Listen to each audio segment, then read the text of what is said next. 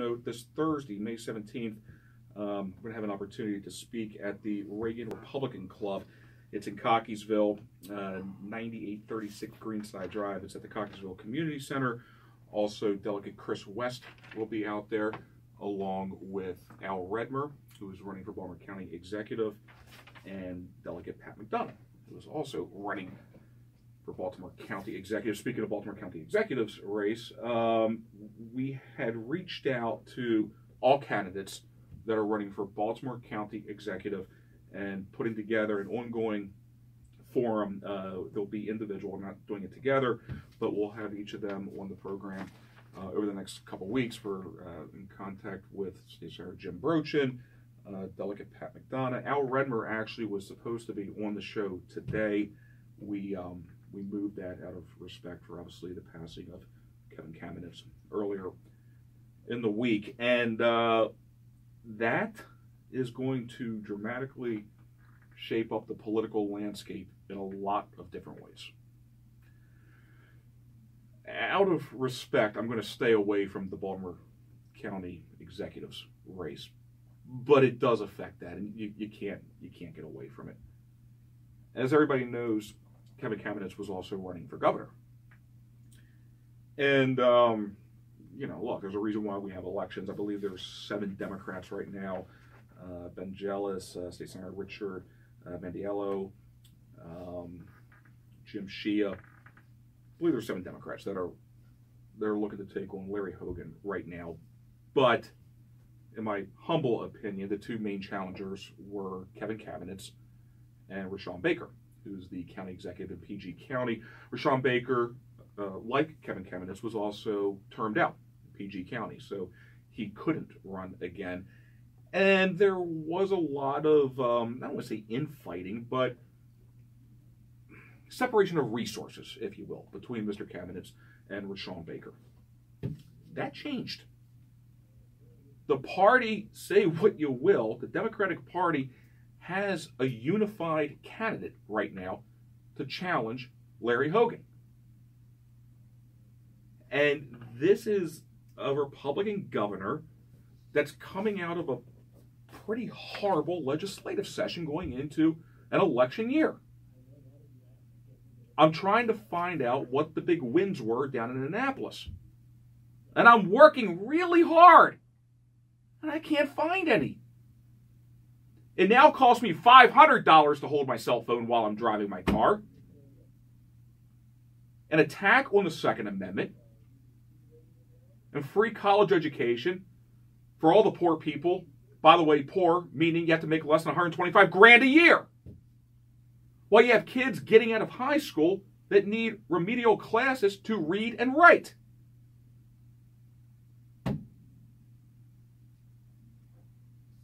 But the governor has very high approval ratings in the polls. He's polling around 60%, which is impressive for any governor going into a midterm election. And I guess it's very impressive for a white male Republican governor in the People's Republic of Maryland. But those numbers can be very misleading, because this is a governor right now that is having a very difficult time, especially after this past legislative session, to energize the base. And for those of you that have been listening to me a while, I used to have my little liberal buddy Steve Stoden on the show to try to, be a counterpoint in the conversation. Steve was a liberal, but not really liberal. But he was liberal, but he couldn't stand Martin O'Malley. Supported the governor. So if you were to pull the onion back on the 60% approval rating and start to dive into where these individuals are, I think what you'll see is a lot of Marylanders that are probably Democrats that are slight left of center.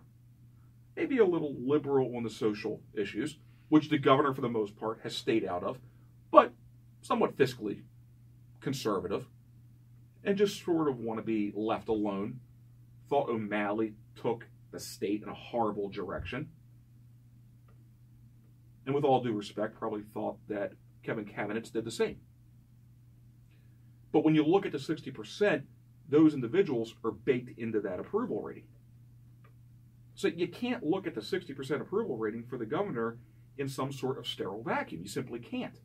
And you can't assume that all of the Republicans are necessarily going to be there for the governor for two reasons. First of all, you don't have an energized, at the local level, an energized party, and you also don't have Martin O'Malley. And Martin O'Malley was the greatest thing to happen in politics since George Bush happened to Barack Obama. And I'm not being funny. And with all due respect, you don't have Kevin Kamenetz, who wasn't a very popular county executive, coming down the home stretch right now.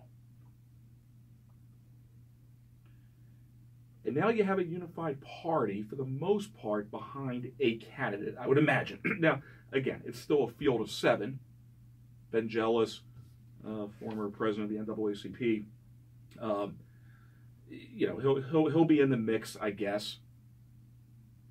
But last time, since the Democrats can't get away from identity politics, I guess I'll have to go along and factor this into the equation. The last time I checked, Rashawn Baker is also an African American, so I guess you have a wash on that one. And I'm pretty sure that running PG County trumps running the NAACP. And look, Rashawn Baker, I've had him on the show several times. He's a gentleman, he's a great politician, he's good at fundraising. He's had his issues down in PG County, the same way Kevin Kamenetz had his issues in Baltimore County. But the state, for the most part, doesn't really know who Rashawn Baker is. And he's a good candidate. And he is charismatic, and he's good at fundraising. And if you don't live in PG County, he's somewhat of an unknown.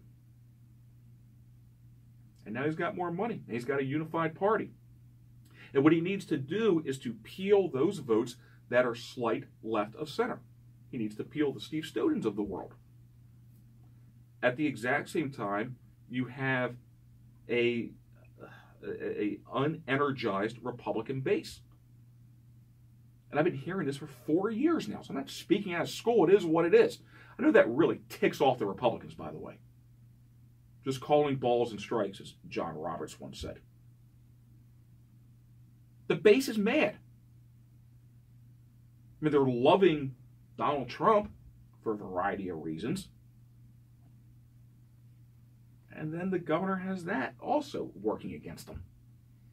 Not showing up to the convention, not voting for the nominee during the general election. There's more than enough criticism to go around on Donald Trump. I'm not saying that, ladies and gentlemen. But what the party, locally and nationally, which is why I ran in the first place, has failed to do is to articulate what the message is and what they want to do. And there's individual moving parts here that are very positive. And by the way, I believe that Governor Hogan is one of them. I'm a fan of the governor. I am.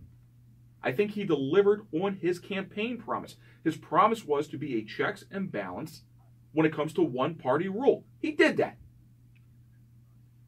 He did that. Kathy Szeliga, fan of the delegate, thinks she does a great job of articulating conservatism. Big fan of Congressman Andy Harris, okay, at the national level.